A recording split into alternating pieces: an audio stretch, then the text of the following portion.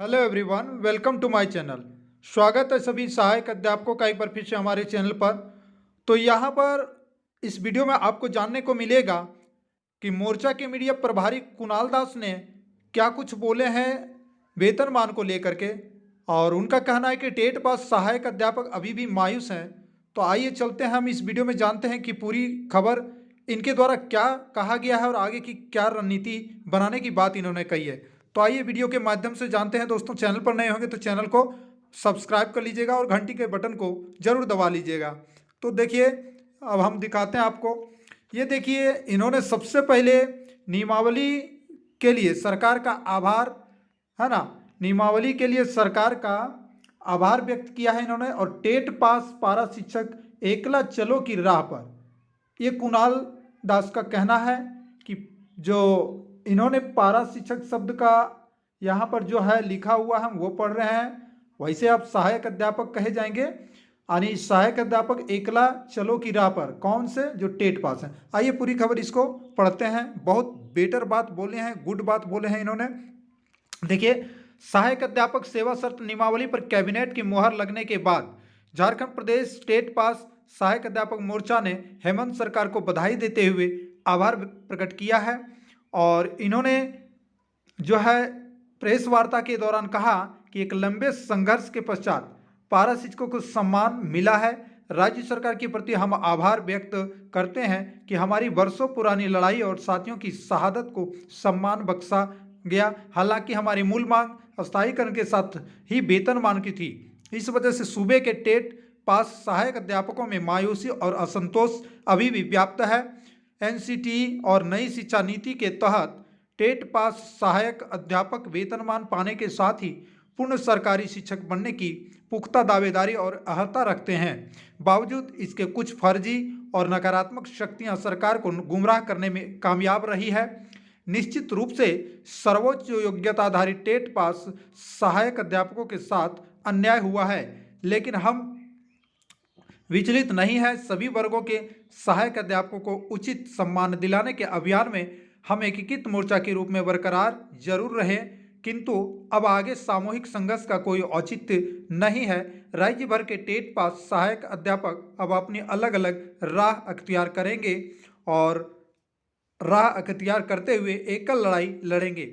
श्री दास ने आगे कहा कि टेट पास सहायक अध्यापक अब सरकार के समक्ष तत्काल वेतनमान के साथ सीधे समायोजन और 9300 से 34,800 के स्केल के साथ 4200 और 4600 के ग्रेड पे बरकरार रखने के लिए अपनी तगड़ी दावेदारी पेश करेंगे। फिलहाल वर्चुअल मीटिंग के जरिए आगे की स्ट्रेटजी पर आम सहमति बनाई जा रही है। कोविड बाध्यताओं के हटते ही राजधानी की सरजमी पर तुरंत भौतिक बैठक कर आगे की रणनीति तय कर अभियान का बिगुल फूंका जाएगा। थैंक यू दोस्तों। तो आपको वीडियो अच्छा लगा होगा। देखिए, ये जो मीडिया प्रभारी कुणाल दास जी हैं, मोर्चा के मीडिया प्रभारी, बहुत अच्छी बात बोले और यही सही है, क्योंकि जितने भी जेटेड पास हैं सहायक अध्यापक और एनसीटी और नई शिक्षा नीति के तहत में ये योग्यता रखते हैं एक गवर्नमेंट टीचर बनने के लिए। चूँकि 2013 और 2013 के जो टेट पास हैं उनकी बहाली टेट पास आधारित पर हो चुकी है। चाहे उस समय नियम सरकार कुछ भी बना के रखी थी, लेकिन 2016 में भी टेट जब लिया गया उस समय भी वही 2012 की विज्ञप्ति के आधार पर लिया गया। अचानक सरकार ने धोखा दिया टेट पास कैंडिडेट के साथ और नियुक्ति के लिए एक और परीक्षा लेने की बात कही है। तो इस पर कहीं ना कहीं जब आप देख रहे होंगे कि इस वक्त एनटीपीसी रिजल्ट को लेकर के काफ़ी विरोध चल रहा है। रेल जाम तो कुछ भी, सड़कों पर स्टूडेंट उतर रहे हैं। तो इस तरह से कहीं ना कहीं जो है, जब रेल एनटीपीसी उतना बड़ा कह सकते हैं संस्था है, वो जो कर सकता है स्टूडेंट के साथ धोखाधड़ी, एक ही कैंडिडेट को 4 से 5 जगह रिजल्ट देना, तो कहीं ना कहीं देखिए ये सब जो है सब संस्था का ही काम है। तो इस प्रकार से एक प्रकार के सरकार क्या है, सरकार भी तो एक संस्था का कार्य करती है ना। सरकार क्या है, सरकार पूरे देश दुनिया जो भी कहिए, तो कुल मिलाकर के सरकार जो है डायरेक्ट अपने से करती है क्या, सारे संस्था काम करते हैं सरकार के दिशा निर्देशानुसार, है ना। सरकार के दिशा निर्देश को पाते हुए काम किया जाता है। तो निश्चित तौर पर यहाँ पर धोखा हुआ। नहीं तो 2013 और 2016 के जो टेट पास कैंडिडेट थे उनका अभी तक काफ़ी नौकरियाँ हो गई रहती। अभी फ़िलहाल जो वैकेंसी है, तो देखिए आगे इसका लड़ाई बहुत ही ज़रूरी है।